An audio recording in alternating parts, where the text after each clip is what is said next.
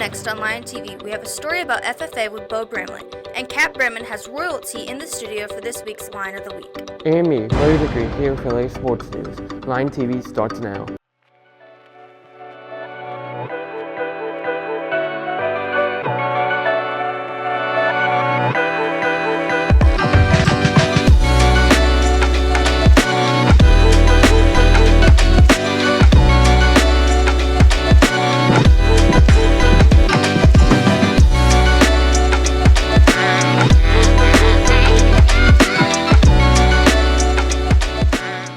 Good morning, Cersei High. Welcome back to another episode of Lion TV. I'm Marley Snow.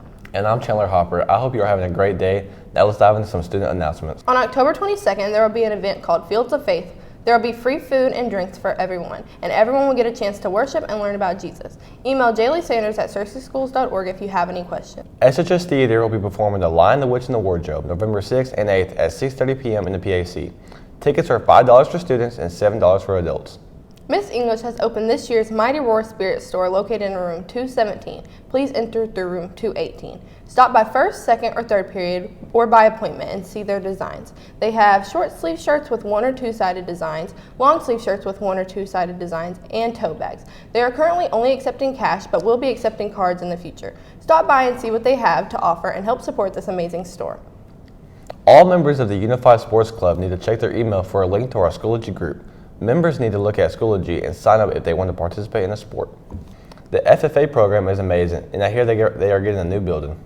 Yes, they are. Bo Bramlett has a story on the new look the program is going to receive. Searcy High School's ag program has been very successful throughout the years, but their facilities do not meet the requirements they need. Now, they are building a new facility to advance the program. The facility will have many new upgrades to help the students learn better in a well-functioning environment. I think one of the things that's going to be a big upgrade is, like I said, all the different rooms we'll have, but also they're going to have air conditioning in this new shop, and that's going to be real nice. All the different ventilation, and we'll have different shops to work on for different classes you're in. So we'll have different areas. If you're just starting at the shop, you can work in one area, and if you're a little more advanced, you get to use some different equipment in a different area. I'm most excited for the probably the show barn and like the more shops we're going to get and classrooms, and everything's going to be like expanded more than what we had before. More space in the new facility will bring many more opportunities to the students and teachers. We're going to try to get our plant science more advanced. I know that. There will be 3 shops. Each teacher will have their own shop. I think there are a lot of different benefits of it, but one of the most being all the different rooms we'll have. We'll have a few different classrooms, we'll have a few different shops, and that'll really help us. We've been kind of crammed up in this old building here, so it'll give us more room to spread out and get to work on different things with ease. Searcy High School's ag program have achieved many accomplishments in recent years, and this facility is a well overdue upgrade. I hope it grows to be a really, really good ag program, even though we already are a pretty achievable ag program, but I hope it grows tremendously and we get a new teacher, 3 teachers, and we just grow overall. It's going to give us a lot better facilities for our animals, and it's going to give us a lot more room to work with each other too, where we're not so crammed up and old equipment.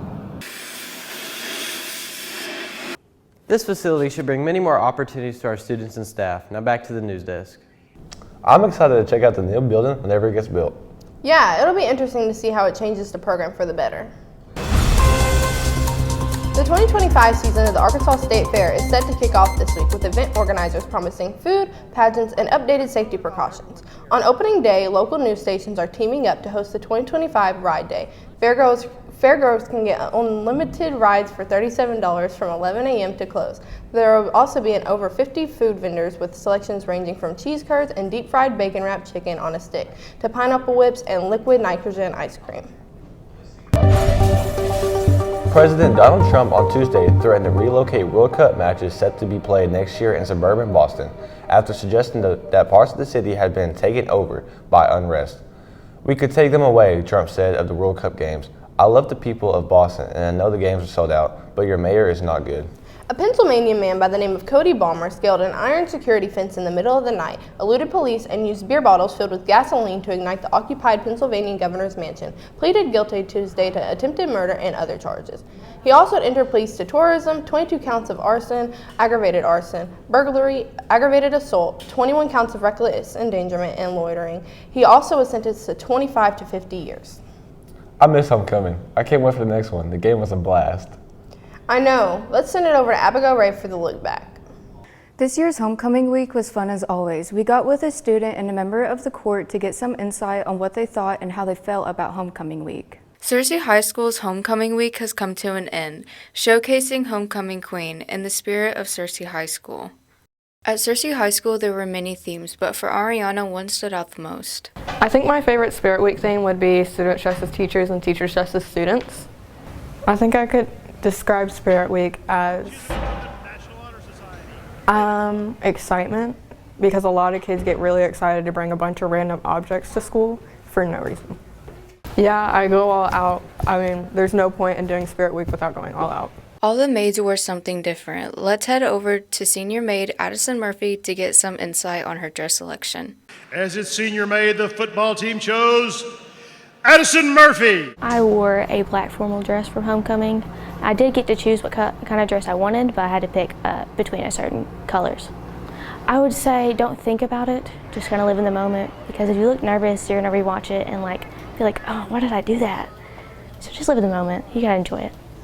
My favorite part of the homecoming night was definitely the game. Usually I'm on the sidelines anyways, but definitely seeing it from the stage was really fun.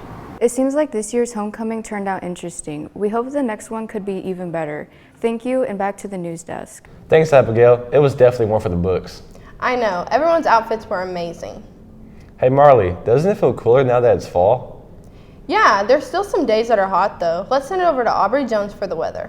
Good morning, Searcy High. I'm Aubrey Jones, and here are your weather updates. Today will be sunny with a high of 85, 6% chance of rain. Winds will be east-northeast, 10 miles per hour. Humidity will be 38%, and your sun has rose at 7:13 a.m. On to tonight. Tonight will be partly cloudy with a low of 57, 5% chance of rain. Winds will be northeast, 5 miles per hour, and humidity will be 74%, and your sun will set at 6:31 p.m. On to the almanac. The last 7 days average high of 87, low of 50. Monthly average of rain is 4.13 inches. Month to date is 0.25 inches. On to 5cast. Friday will be partly cloudy with an 87, low of 67, and 11% chance of rain. Saturday will be scattered thunderstorms with a high of 83, low of 55, and 78% chance of rain. Sunday will be sunny with a high of 71 and low of 44, with 7% chance of rain. Sunday will be sunny with a high of 76 and low of 59 with 4% chance of rain. Tuesday will be mostly sunny with a high of 79 and low of 50 with 20% chance of rain. Well, Searcy, it looks like it will be a sunny week. Now sending it back to the anchors. Thanks, Aubrey. I like the cooler weather, and the wind feels so good. Today for lunch we'll be having chicken jambalaya, classic cheese pizza, seasoned beef taco, classic cheeseburger, turkey and ham sub, your choice of fruit, and your choice of milk. That sounds delicious. Yum, yum, yum, yum. We just talked about homecoming. I always wondered how they picked the queen. Well, Kat Berman has your majesty in the studio for this week's Lion TV to shed some light. Welcome back to a new episode of Lion of the Week, and today we have a very special guest here today, Mary Clinton. So Mary, what's it like being homecoming queen? Being the homecoming queen was so much fun. It was like the perfect day. I started really early in the morning because you have a lot to do that day, but it was so much fun. So many pictures. You're surrounded by people that you love. I don't know. It was the best day. I loved it. And why is homecoming a big deal at our school? I would say homecoming is a big deal at Searcy because it's kind of like surrounded by football, and I feel like football is a big deal at Searcy. And so I feel like that of all the games, that's the ones that all the little kids come to. That's what most people come to because you have all the dresses, and surrounded by football, it's a big deal to Searcy because football's a big deal in our community.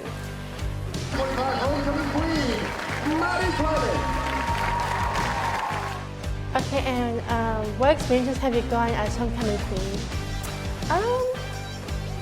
Well, I had never been in a parade before, so that was really fun. That might have been my favorite part of it, just waving at everybody. I don't know, that was a lot of fun, so that was definitely something new. Just any opportunity to get dressed up and just like fixed, I don't know, that was really fun. I don't know, I think the parade was probably the biggest thing. I loved that, that was so much fun. And finally, what advice would you give girls wanting to be major sweethearts in the future? Probably just making a lot of connections. Like the more people that you know, like the easier to get on homecoming court specifically, just the more people that you know, the easier that's gonna be. And then like sweethearts, I would say just whatever club that you're really passionate about, just doing everything that you can to like make a good impression in that club or help the teacher out, the sponsor out, whatever. So it's making a big impact in your club if you want to be a sweetheart. Okay, well thank you, Mike. Thank you. Well, Cersei, that's all the time left in this week's Line of the Week. I'm Kat Bremen, seeing back to the anchors at the news desk.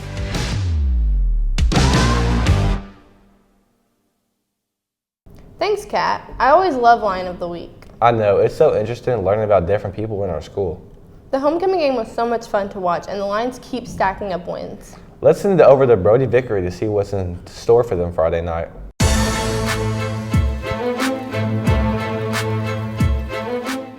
Hello, I'm Brody Vickery. Now let's get right into the local sports news. Last week, the SHS volleyball team would match up with the West Memphis Blue Devils for a conference game. The Lions would come out on top in 3-0.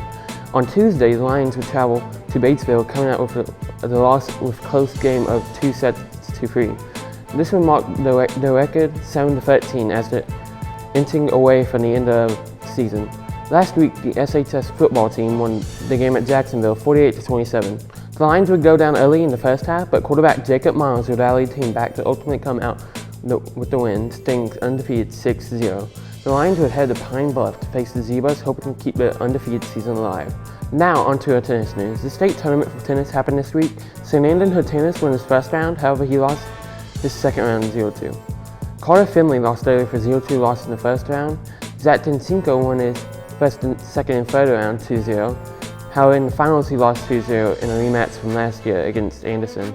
In national news, the New York Giants pulled off one of the best games of the season. Rookie running back Cam Scatibo was unstoppable, scoring 3 touchdowns, while Jackson Dart added one through the air and another on the ground.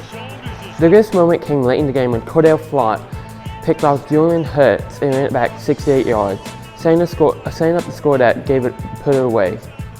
The win gave the Giants a much-needed boost and a little hope heading deep into the season. Over in the WNBA, the Las Vegas Aces capped off a dominant run by sweeping the Phoenix Mercury in the finals. They finished it off with a 97-86 win. In Game 4, as Asa Wilson put on a show with 31 points and took home Finals MVP. That's now 3 championships in 4 years for the Aces, officially making them the team to beat in the women's basketball. And on the diamond, the MLB playoffs are heating up.